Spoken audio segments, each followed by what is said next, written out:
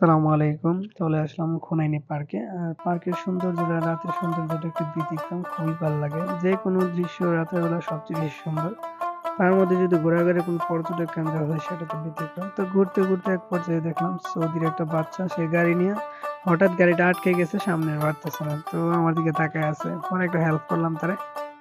আচ্ছা যাই হোক, তো বাকিটাও দেখাই। ঘুরে দেখেন চতুর্দিক দিয়ে একদম লাইটিং করা, অনেক সৌন্দর্য অসাধারণ এবং অনেক মানুষজন কিন্তু আছে। যদি আমি অনেক রাত্রে গেছি সেখানে, এই যে দেখেন ভাইয়েরা অনেকে খেলতেছে, কেউ ছবি উঠাইতেছে, ঘুরতেছে, চা খাইতেছে, যে যার মতো করে ঘোরাফেরা করতেছে।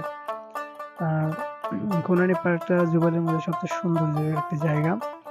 আমার কাছে অনেক ভালো লাগে। আমি যখন ফ্রি থাকি তখন এখানে ঘুরতে যাই। আপনারাও আসেন, যারা এই এরিয়াতে আছেন ঘোরাঘুরি করেন, ভালো লাগবে। আর এই এরিয়াটা হচ্ছে সমুদ্রের পাশে। আর সমুদ্রের পাশে দেখেন কত সুন্দর। মানুষের হাঁটার জন্য হয়তো আলাদা একটা প্ল্যাটফর্ম বা গাড়ি পার্কিং এর জন্য আলাদা প্ল্যাটফর্ম ব্যবহার করা হয়।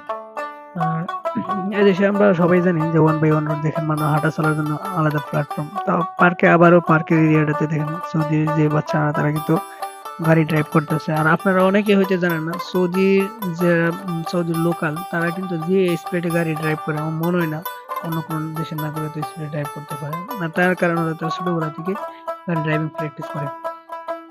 তো দেখেন রাস্তার যে সৌন্দর্যটা রাত্রেবেলা একদম মিটমিট আলো, অনেক ভালো লাগতেছে। আমি এই ভিডিওটা অবশ্যই গাড়ি থেকে নেওয়া হয়েছে, তো অনেক ভালো লাগে রাত্রেবেলা যদি এই রাস্তাগুলো যা যাই বলি, এদেশের রাস্তাগুলোর কোনো তুলনায় হয় না, ঠিক আছে।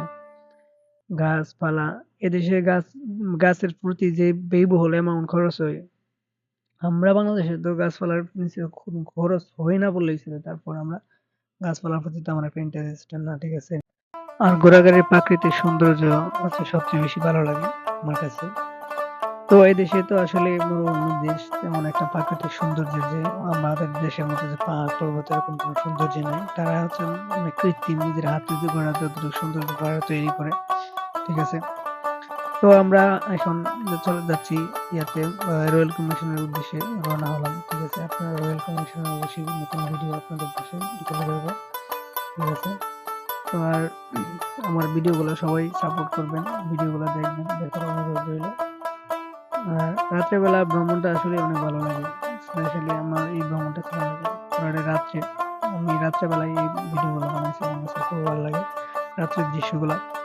এই আমি যে বর্তমানে যে এরিয়াটাতে আছি, এই এরিয়াটা কিন্তু একটা মরুভূমির একটা অংশ থাকলে কিন্তু রাত্রেবেলা কিন্তু ততটা মরুভূমি কিনা বা কি এটা কিন্তু বোঝানোর মতো কোনো হয় নাই।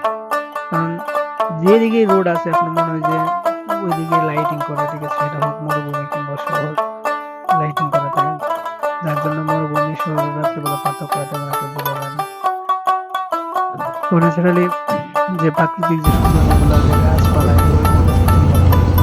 দেখেন ল্যাম্প পোস্ট গুলা প্রতিটা জায়গাতে ল্যাম্প পোস্ট রাস্তাগুলোর মধ্যে ল্যাম্প পোস্ট সেট আপ করে রাখছেন। তার মানে ওদের উপর একটা পুরো যত দিকে যান, ঠিক আছে, এরকম